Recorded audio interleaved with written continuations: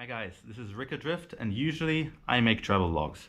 However, today it's a slightly different video because a few months ago I visited Indonesia and I had the best time of my life. I traveled the entire island of Java all the way from Jakarta in the west to Surabaya in the east. I took a couple of trains. It was just the best time ever and I fell in love with Indonesia. However, as you might have heard, these days Indonesia is going through a pretty tough time.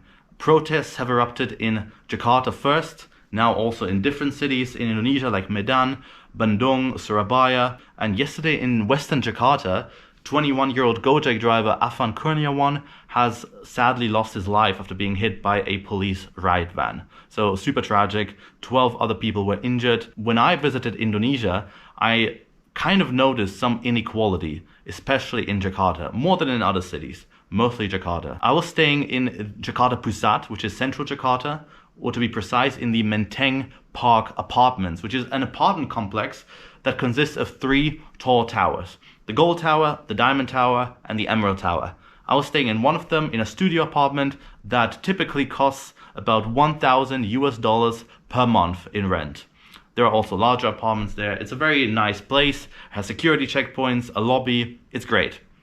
Now, if you leave this apartment complex, Menteng Park Apartments, to the west, you will arrive in Menteng, which is the richest neighborhood in the entire country of Indonesia. I actually made a video where I went on the back of a motorbike, a grab bike, and I drove around Menteng, and I got some footage of some of the houses there.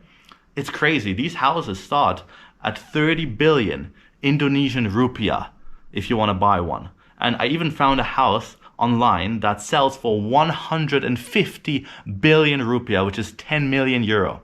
10 million euro in Indonesia is just crazy money. Now, you can imagine these houses are very popular with business people who have a lot of money, but also politicians. But how are politicians able to afford living in the richest neighborhood in the country? Well, I'll tell you what, the salary, the minimum salary in Jakarta is 5 to 6 million Indonesian rupiah per month, which is around $300. Now, politicians receive a salary too. However, on top of that, they receive huge housing allowances and other allowances. And they were high to begin with. But in a recent reform, the parliament decided to bump up the housing allowance for its members of parliament to 50 million rupiah per month, which is $3,000. And with all the other allowances they get, they can receive as much as 100 million, which is $6,000. This is 20 times more than the minimum salary. Mind-blowing, absolutely insane.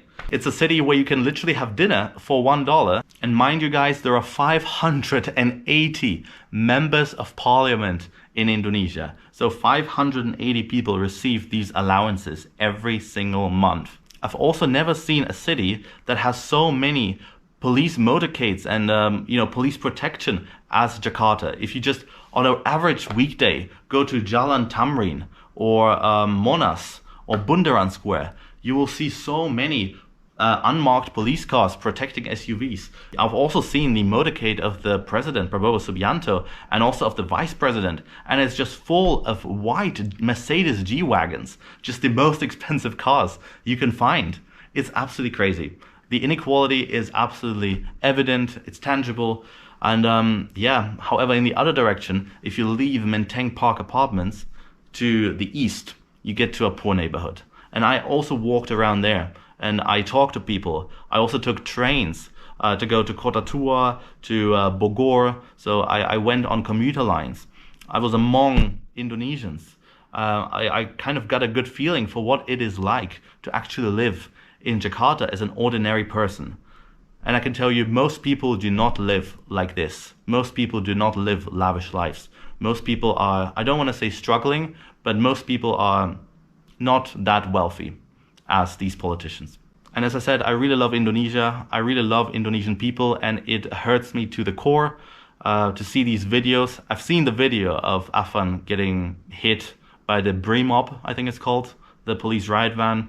It was just the worst thing you can watch. It's terrible. As a foreigner, I am impartial. I have no political preference. I don't really care. But I hate it when politicians put money in their pockets first before thinking about the people.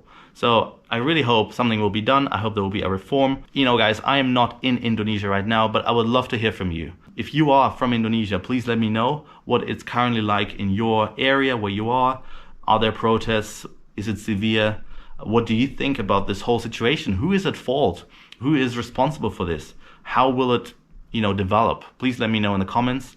And if you like this video, maybe I'll do a part 2. If not, then not. Let me know, and I'll see you very soon. Bye for now.